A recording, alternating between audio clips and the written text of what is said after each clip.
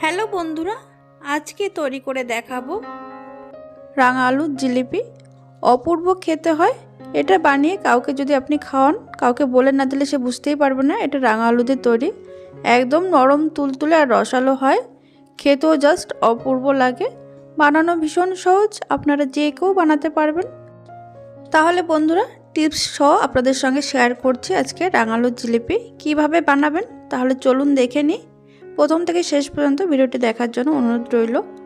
দেখুন, এখানে আমি 250 গ্রাম রাঙা আলু নিয়েছি।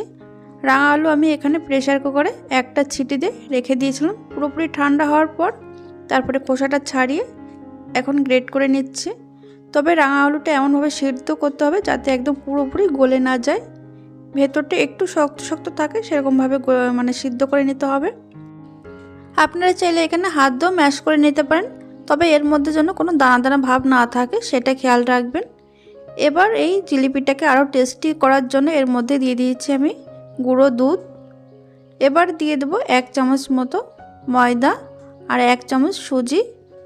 তারপরে এর মধ্যে দিয়ে দিলাম এলাচের গুঁড়ো।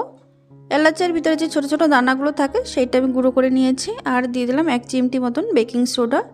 এবার হাত দিয়ে সমস্ত কিছু কিন্তু খুব ভালো করে মেখে নিতে হবে।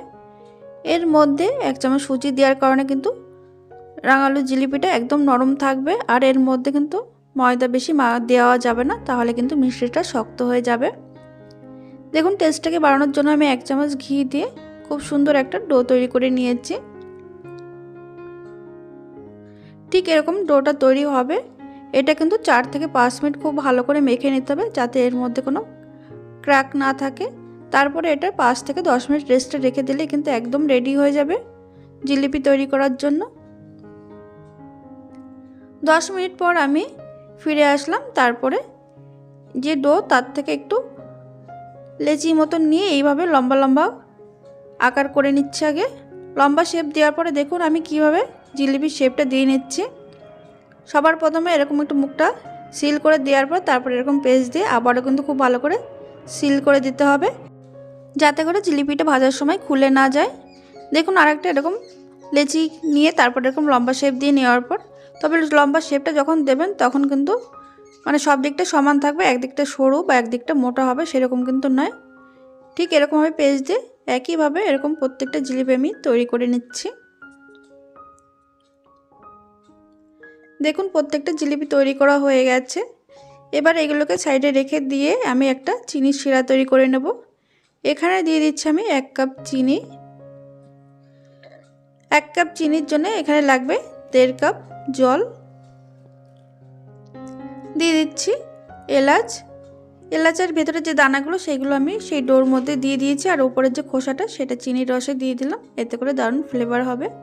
এবার গ্যাসের ফ্লেম মিডিয়াম টু হাইতে রেখে 6 থেকে 7 মিনিট এটা ফুটিয়ে নিতে হবে। এই চিনির শিরাটা কিন্তু গাঢ় হবে না আর একতার বা দুতার হবে না, একটু চিটচিটে মতন তৈরি হবে।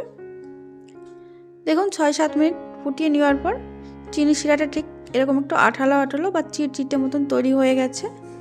আমাদের চিনির রসটা কিন্তু একদম তৈরি হয়ে গেছে। এবার গ্যাসটা অফ করে এটা ঢাকা দিয়ে রেখে দিতে হবে। এবার জিলিপিগুলো ভাজার জন্য কড়াইতে বেশ খানিকটা আমি সাদা তেল গরম করতে বসিয়েছি। তেলটা মিডিয়াম মতন গরম করে নেওয়ার পর গ্যাসের ফ্লেম লো টু মিডিয়ামে রেখে একে একে জিলিপিগুলো দিয়ে দেব। তবে জিলিপি ভাজার সময় কিন্তু ফ্লেম একদম মিডিয়াম টু লোতে রাখবেন, একদম হাইতে ভাজার কোনো দরকার নেই। হাইতে ভাজতে গেলে কিন্তু ওপরটা লালচে রং চলে আসবে আর ভেতরটা কিন্তু একদম কাঁচা থেকে যাবে, আর মোটেও সেটা খেতে ভালো লাগবে না। দেখুন, নিচের দিকটা হালকা একটু লালচে রং ধরবে তখন কিন্তু জিলিপিগুলো একা একাই তেলের উপর ভাজতে শুরু করবে। তখন এগুলো এরকম উল্টে পাল্টে একটু লাল করে ভেজে নিতে হবে। তবে একটু সময় নিয়ে ভাজতে হবে, ভাজতে কিন্তু খুব একটা বেশি সময় লাগে না, তারপরও 5 থেকে 6 মিনিট মিনিমাম লাগবে ভাজতে।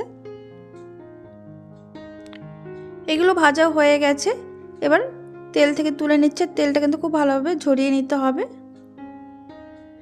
তেলটা ঝরিয়ে নেওয়ার পর এবার সরাসরি উষ্ণ গরম শিরাতে এগুলো দিয়ে দিতে হবে। চিনি শিরাটা যদি একটু ঠান্ডা হয়ে যায় তাহলে কিন্তু হালকা একটু গরম করে নেবেন। এবার উল্টে পাল্টে চিনির রসটা এর মধ্যে খুব ভালোভাবে মিশিয়ে নিচ্ছি। এটা এবার ঢেকে রেখে দেবো। আর বাকি যে জিলিপিগুলো আছে সেগুলো একইভাবে আমি একই পদ্ধতিতে ভেজে নিচ্ছি। তাহলে বন্ধুরা আপনারা অবশ্যই এইভাবে বাড়িতে হলেও একবার রাঙা আলুর জিলিপিটা ট্রাই করে দেখতে পারেন, অপূর্ব খেতে হয়। আর ঠিক এইভাবে বাড়িতে বানালে কিন্তু আপনাদের জিলিপিটাও ঠিক একই রকম নরম তুলতুলে হবে। দেখুন বাকি জিলিপিগুলো আমি চিনির রসে দিয়ে দিলাম। এটাতে জায়গা একটু কম হয়ে গেছে, আমি একটা বড় পাত্রে এটা নামিয়ে রেখে দেবো 4 থেকে 5 ঘন্টা। চাইলে আপনারা তার থেকে বেশিও রাখতে পারেন। দেখুন 4-5 ঘন্টা পর আমি ফিরে আসলাম। এবার একটা জিলিপি নিয়ে নিচ্ছি। দেখুন এটা কিন্তু ফুলে অনেকটাই বড় হয়ে গেছে। তাহলে বন্ধুরা তৈরি হয়ে গেল আমাদের রাঙা আলুর জিলিপি। ভিডিওটি ভালো লাগলে লাইক আর সাবস্ক্রাইব করে পাশে থাকবেন আর প্রচুর শেয়ার করবেন। ভালো থাকবেন, সুস্থ থাকবেন। টাটা।